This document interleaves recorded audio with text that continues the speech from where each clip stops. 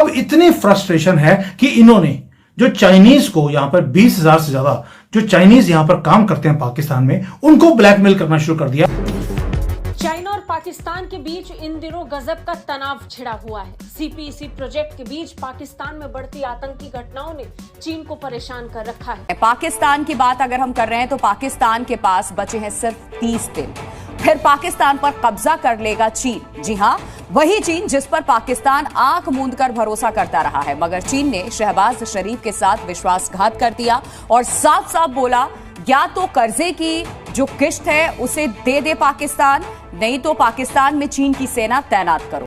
एक जानिब तो आसिफ अली जरदारी जो है वो दौरा चीन गए हैं और इस दौरा चीन की वीडियो ने एक जानिब तो बहुत सी चीजें क्लियर कर दी हैं कि इस्तकबाल कैसे हुआ, कौन आया, लेकिन इस दौरा चीन की वीडियो में एक ऐसा नुक्ता भी है जो इस मौजूदा हुकूमत के लिए और नून लीग के लिए बहुत परेशान कुन है। हमारे चाइना से ताल्लुकात बहुत खराब हो रहे हैं और वो जो खराब हो रहे हैं उसकी रीजन कल अभी आप देखें, कल एक पता नहीं किसी गार्डियन में छोटी सी को खबर आई पाकिस्तान चाइना ताल्लुकात के हवाले से, चाइनीज एम्बेसी ने स्टेटमेंट जारी कर दी। ना चीन से कर्जा मिल रहा है, ना ही सीपेक पे आगे काम हो रहा है। चीन से हर तरह के दरवाजे आज बंद होते हुए नजर आ रहे हैं पाकिस्तान की सरकार को। इसी का नतीजा ये है कि कभी प्रधानमंत्री, कभी आर्मी चीफ तक जाकर के सब लोग दौरा कराए।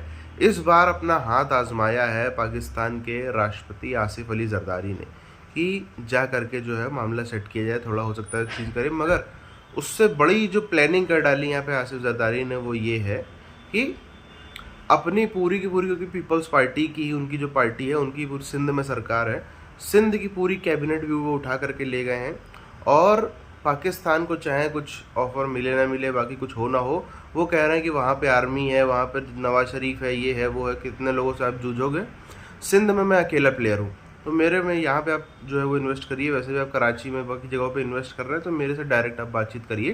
तो वो अपना फ़ायदा भी वहाँ पे निकालने गए हैं। Welcome back. अभी आपको बताएंगे कि सदर मुमलिकत की बीजिंग के ग्रेट हॉल ऑफ पीपल में मुफाहमती यादाश्तों की तकरीब, और आपको बराह रास्त ले चलते हैं, मनाजिर आपको दिखाते हैं।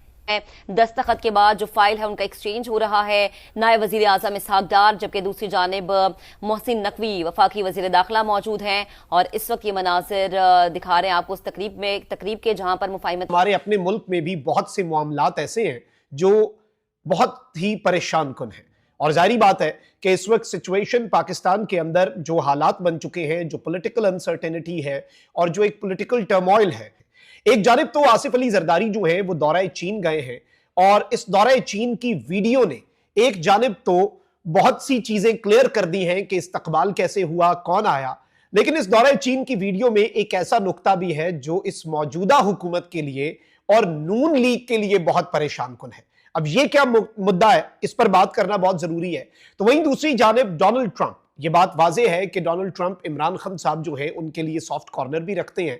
डोनाल्ड ट्रंप की एडमिनिस्ट्रेशन में से खुलकर आवाजें इमरान खान की रिहाई के लिए उठती आ रही हैं। इंपॉर्टेंट चीज ये है कि आसिफ अली जरदारी साहब का इस्तकबाल किसने किया, ऑल्दो इसमें जो सबसे मेरे लिए इंपॉर्टेंट चीज थी इस्तकबाल से भी ज्यादा, वजीर खारजा ने तो जाना ही था, प्रेसिडेंट जा रहा है एक मुल्क का, और सरकारी दौरे पर आसिफ अली जरदारी साहब बीजिंग पहुंचे। चीन के वजीर खजाना ने इनका इस्तकबाल किया, उनसे ऊपर का हाई रैंकिंग ऑफिशियल कोई नहीं था। पाकिस्तानी सफीर वहां पर मौजूद थे और पाकिस्तान में चीन के सफीर जो है वो भी इस्तकबाल के लिए मौजूद थे, यानी एम्बेसी का स्टाफ जो है वो ज्यादा था। अब आसिफ अली जरदारी साहब जो है वो चाइना पहुंच, अब समझ रहे हैं बात को। सो चाइना और इंडिया के ताल्लुकात बहुत अच्छे हो रहे हैं और हमारे चाइना से ताल्लुकात बहुत खराब हो रहे हैं, और वो जो खराब हो रहे हैं उसकी रीजन कल अभी आप देखें, कल एक पता नहीं किसी गार्डियन में छोटी सी को खबर आई पाकिस्तान चाइना ताल्लुकात के हवाले से, चाइनीज एम्बेसी ने स्टेटमेंट जारी कर दी। ये चाइनीज साइड कह रही है ये चाइना का वर्जन है, स्ट्रेटेजिक हाइट से देखना है सकता है, इराक से जा सकता है, तो इंडो पैसिफिक में वो कैसे रहेगा। तो वो कह रहे हैं कि आप उनकी बातों में ना आए। So look it from strategic height and long term perspective. ये चाइनीज साइड ने सजेस्ट किया है और उन्होंने कहा जी कि कंस्ट्रक्टिव एटीट्यूड्स होने चाहिए। इंडिया तो पहले ही तैयार बैठा हुआ है कंस्ट्रक्टिव एटीट्यूड्स के लिए। अच्छी public opinion, mutual trust downgrade हो रहे हैं और इंडिया के ऊपर चढ़ रहे हैं, जा रहे हैं। समझ रहे हैं बात को? सो इंडिया जो है वो तो भाई उसने अपनी स्पेस बना ली है। इंडिया ने अपनी स्पेस बना ली है एंड दे हैव रियलाइज्ड कि इट्स नेसेसरी, ये बहुत ज़रूरी है कि हम अब मिलके, चाइना और इंडिया मिलके चाइना और पाकिस्तान के बीच इन दिनों गजब का तनाव छिड़ा हुआ है। सीपीईसी प्रोजेक्ट के बीच पाकिस्तान में बढ़ती आतंकी घटनाओं ने चीन को परेशान कर रखा है। सीपीईसी प्रोजेक्ट इसकी वजह से बाधित हुआ। बीच में खबरें आई कि सीपीईसी प्रोजेक्ट बीच में रुक जाएगा, लेकिन पाकिस्तान के बार बार भीख मांगने के कारण चाइना पाकिस्तान की कोशिशों को मौका देता रहा। अब फिर एक बार वो मौका आया है, लेकिन सबसे ज्यादा जिक्र चाइना पाकिस्तान इकोनॉमिक कॉरिडोर का हो रहा है। रेडियो पाकिस्तान ने विदेश कार्यालय के हवाले से बयान में बताया कि राष्ट्रपति जरदारी की चर्चा पाकिस्तान चीन संबंधों के पूरे दायरे को शामिल करेगी, जिसमें आर्थिक और व्यापार सहयोग, आतंकवाद विरोधी और सुरक्षा सहयोग, चीन पाकिस्तान आर्थिक गलियारा यानी सीपीईसी और भविष्य की कनेक्टिविटी पहलों पर विशेष ध्यान दिया जाएगा। इसमें आगे कहा गया कि दोनों पक्ष क्षेत्रीय और ग्लोबल जियोपॉलिटिकल डेवलपमेंट्स और बहुपक्षीय मंचों पर सहयोग पर भी बातचीत करेंगे कि वहां रह रहकर ऐसे हमले होते हैं जिसके निशाने पर चीनी नागरिक भी होते हैं। चीन भी इससे परेशान है। पाकिस्तान से इस पर ठोस कार्रवाई करने की मांग चीन कई बार कर चुका है, लेकिन फिर भी पाकिस्तान के हाथ हर बार खाली रहते हैं। बीआरआई को चीन द्वारा दुनिया भर में चीनी निवेश द्वारा वित्त पोषित बुनियादी ढांचा परियोजना के जरिए विदेशों में अपने प्रभाव को बढ़ाने की कोशिश के तौर पर देखा जाता है। हमें जो 75 साल उन्हें पता था कि ये नापाक हैं, वो चाइना वालों को 10 साल के बाद जाके पता लगा। सर, ये न्यूज छोटी न्यूज नहीं है कि चाइनीज को हैरेसमेंट हो रही है पाकिस्तान के अंदर, वही पाकिस्तान के अंदर जहां पर इतने अरबों रुपए चाइना ने खर्च दिए, और वो इतने फ्रस्ट्रेटेड है पाकिस्तान से। मुझे लगता कहीं पाकिस्तान के ऊपर भारत या अफगानिस्तान या ईरान की बजाय कहीं चाइना युद्ध ना कर दे। देखिए, मेरा मानना है कि कल क्लेम किया मेरे साथ जो मुलाकात हुई थी जनरल बाजवा की, बाकी सारे सहाफी थे, तो उसमें तो वो बात नहीं हुई, लेकिन क्योंकि इनकी अलग भी मुलाकातें होती रही है, तो इन्होंने क्लेम किया कि लड़ने की कैपेसिटी के ऊपर बात की कि जनरल बाजवा शायद ये कहते थे कि हमारी लड़ने की वो कैपेसिटी नहीं है भारत के साथ।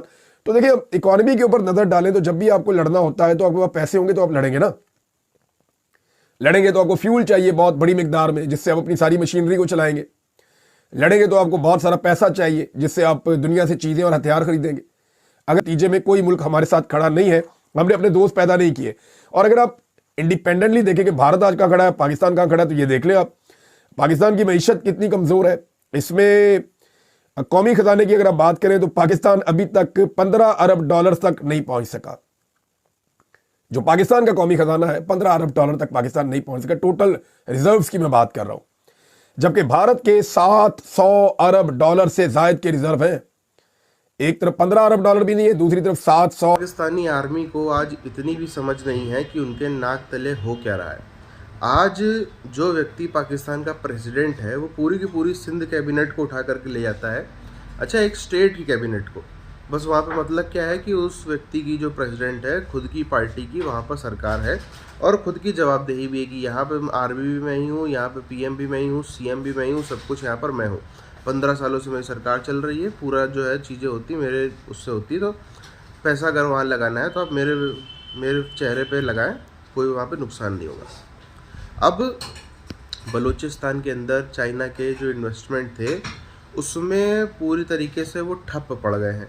ग्वादर में जो इन्होंने चाइनीज़ कॉलोनी अपनी बसाई, वहाँ पे सिर्फ इतना होता है आजकल कि बोट्स हैं, शिप्स हैं, जिसकी मदद से मछली पकड़ते हैं। जो यहाँ पे हाई रैंक ऑफिसर थे, जो लो रैंक ऑफिसर थे, जो इंजीनियर थे, जो अच्छे अच्छे अधिकारी थे चाइना के, उनकी वहाँ पे पोस्टिंग है, वहाँ पे मछुआरे बन गए हैं, जाकर के मछली पकड़ते हैं, फिर पाकिस्तान को बेच देते हैं, उसी से उनका खर्चा वहाँ पर चला रहा है पाकिस्तान। अच्छा, चाइना की जो गवर्नमेंट है वो भी फोर्स कर रही है कि हम कब तक आखिर आप लोग का खर्चा उठाएं, तो उससे बढ़िया वहाँ पे मछली पकड़ो, मछली बेचो। मशीनों में थोड़ा जल्दी आसानी से मछली पकड़ भी जाती है। उस वजह से भी बलोच जो ट्राइब्स है, जो वहाँ पे ट्राइबल बलोच जो मछली पकड़ने काम करते हैं, उनका काम ख़त्म हो गया, क्योंकि बड़ी बड़े जहाज़ शिप है, अंदर तक समुद्र के जाके मछली पकड़ के ले आते हैं, ये लोग बेचारे गरीब रह जाते हैं। तो उस वजह से वहाँ पे भी जो है विरोध का भयंकर सामना करना पड़ रहा है।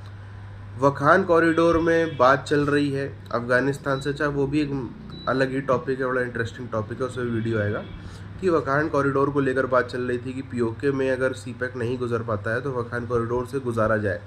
बातचीत थी, सब कुछ था, मगर आज हालत ये हो गई है, तालिबान में ही दो फाड़ हो गया है। तालिबान में आप देखो, एक गुट जो है वो बड़े बड़े उनके मौलाना भाग के अमीरात चला गया, कोई कतर भाग रहा है। तालिबान में भी कब तख्ता पलट हो जाए, कब अंदर ही अंदर खाना जंगी हो जाए, उसके भी सूरत बहुत तेज़ नज़र आ रही है।